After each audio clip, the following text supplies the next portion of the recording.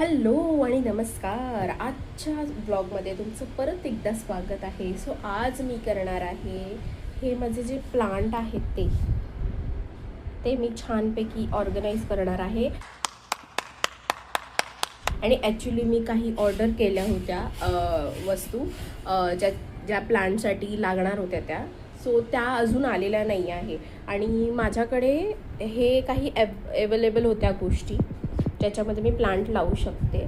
So मी ह्याला असं colour करून ऑर्गनाईज केलेले आहेत. सो या प्रोसेसला मला खूप वेळ लागला म्हणून मी हे पहिले शूट केलं होतं, कारण हे कलरिंग करून ते सुकवून आणि नंतर मग जे मला त्याच्यावर पेंट करायचं होतं त्यासाठी वेळ लागणार होता. सो मला अर्ध ते असं शूट झालेलं आहे. तो थोडं समजून घ्या. तुझं काय चालू तुझं? अरे आपल्याकडे नाही का काय बिर्याणी आपण मागवली होती, तर ती जी बिर्याणी होती तर तेव्हा आपण जमा करून ठेवले होते ना हे पॉट.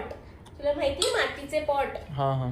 ते जमा केलेले जे पॉट होते ना, आता मी कशासाठी वापरणार आहे? कशासाठी? हे बघ, हे असं असं व्हाईट कलर करून मी ना ट्री ठेवणार आहे ह्याच्यामध्ये. आपण जी झाडं घेऊन आलो होतो माहितीये ना, ती झाडं मी ह्याच्यामध्ये ऑर्गनाइज करणार आहे. मस्त गॅलरी सजवणार आहे. आणि हे तुला माहिती आहे काय आहे? हे आईस्क्रीम पॉट, क्रीम पॉट आहे. हे आईस्क्रीम पॉट.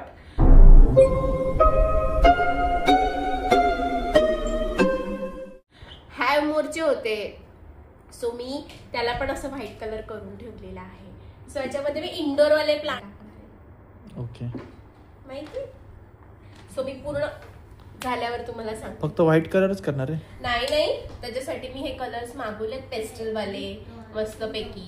आणि त्याच्यात मी आता मस्तपैकी डिझाईन करणार आहे. स्वतः हा आहे त्याला मी तो पूर्ण व्हाईट करेल असा आणि मग त्याच्यावर पेंट करणार.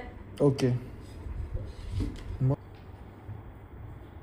Okay bye. पूर्ण. And I gotta tell you, it was perfect.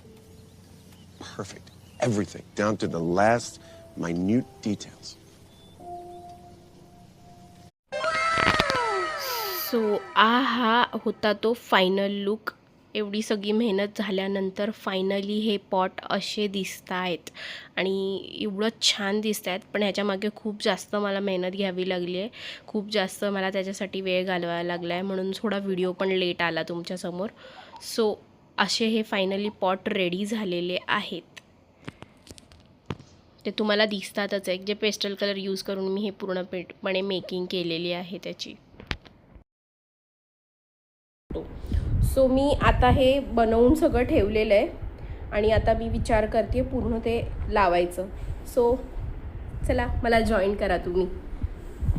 खरं सांगू का, जेव्हा मी खूप थकून जाते किंवा मला थोडं रिलॅक्स व्हायचं असतं तेव्हा मी या माझ्या छोट्याशा ग्रीन कॉर्नरमध्ये येते. झाडांना असं व्यवस्थित सेट करताना एक वेगळीच शांतता मिळते.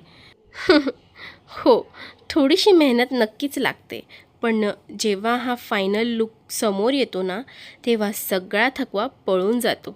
माझा हा छोटासा प्लांट कॉर्नर रिऑर्गनाईज करायचा विचार मी खूप दिवसांपासून करत होते आणि फायनली आज तो दिवस आला. बघता बघता हा कोपरा किती बदलतो आहे ना. एका साध्या जागेला झाडं कशी जिवंतपणा आणतात हे बघूनच भारी वाटतं बरं. हा जो तुम्ही टाईम स्लॅब बघता आहेत याचमध्ये खरी जादू आहे.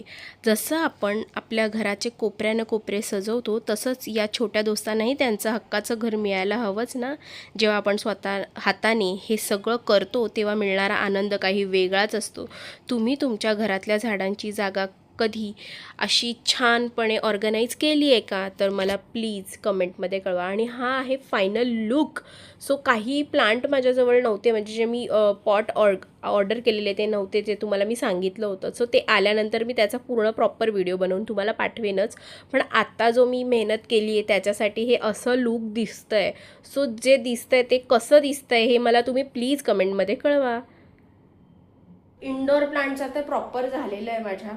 आणि आउटडोर प्लांटसाठी जो मी बाउल्स मागवले होते ते अजून ऑर्डर केलेले ते आलेले नाही आहेत. सो ते येतील 1-2 दिवसामध्ये. सो जेव्हा तो फायनल होईल तर त्याचा मी प्रॉपर व्हिडिओ बनवून पाठवेनच. पण आज मी खूप थकलेली आहे.